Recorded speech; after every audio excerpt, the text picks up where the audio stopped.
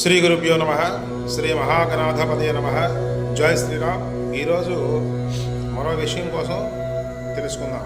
అయితే కొంతమంది భక్తులు అడుగుతున్నారు, ఏంటి అంటే దేవాలయానికి వెళ్ళేటప్పుడు కుటుంబం మొత్తం వెళ్ళాలా, లేదనుకుంటే భార్యాభర్తలు వెళ్ళాలా, లేదు భర్త రాలేని పక్షంలో పిల్లలు భార్య వెళ్ళాలా, లేదు భార్య రాని పక్షంలో భర్త పిల్లలు వెళ్ళాలా, లేదంటే పిల్లల్ని పంపించినా పర్వాలేదా, అనేక రకాల ప్రశ్నలు అనేటువంటి రావడం జరుగుతుంది. అయితే భక్తి అనేటువంటిది ప్రధానం.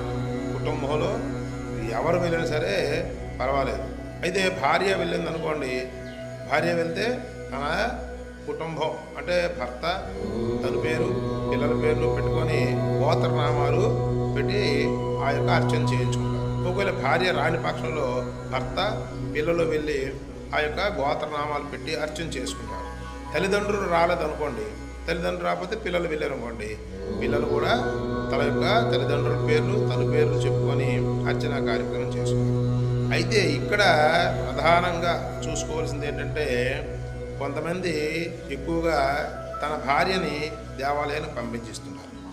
దేవాలయాన్ని పంపించేసి ఆ గోత్రం పేరు చెప్పి అర్చన నువ్వే చేసిలే అంటూ ఉంటారు. కానీ మన సనాతన ధర్మంలో ఆ యొక్క భర్త భార్య ఇరువురు వెళ్తూ తన పిల్లలను కూడా తీసుకుని వెళ్ళాలి.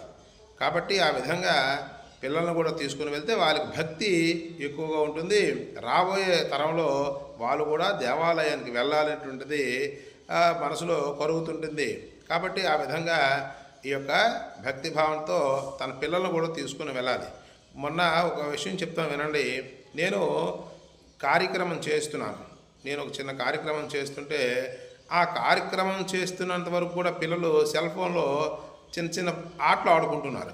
ఇక్కడ కార్యక్రమం జరుగుతుంది, ఆటలు ఆడుకున్నారు. ఎందుకు అంటే మనం వాళ్ళని దేవాలయాలకు కానీ ఏదైనా పూజ దగ్గరికి కానీ తీసుకొని వెళ్ళక వాళ్ళకి మన సవ్యంగా చెప్పగా ఈ విధంగా జరుగుతుంది. కాబట్టి వాళ్ళని ముందు నుంచి మనం కూడా మనతో పాటు వాళ్ళని కూడా తీసుకొని వెళ్ళి ఈ దేవాలయం కూర్చో, ఇలా ఉంటుంది, ఈ యొక్క పంతులు గారికి నమస్కారం చేయి, భగవంతుడు నమస్కారం చేయి, ఇక్కడ నిశ్శబ్దంగా కూర్చో, ఇక్కడ ఏదైనా సేవ చేయి, ప్రతిరోజు నేను వచ్చినా రాకపోయినా నువ్వు రా అని వాళ్ళకి ఆ యొక్క భగవంతుని యొక్క ఆరాధన మనం ఫస్ట్ నుండి చిన్నప్పటి నుండి నేర్పించామనుకోండి, వాళ్ళకి అమోఘమైనటువంటి అద్భుతమైనటువంటి భగవంతుని ఆశీస్సులు ఉంటాయి.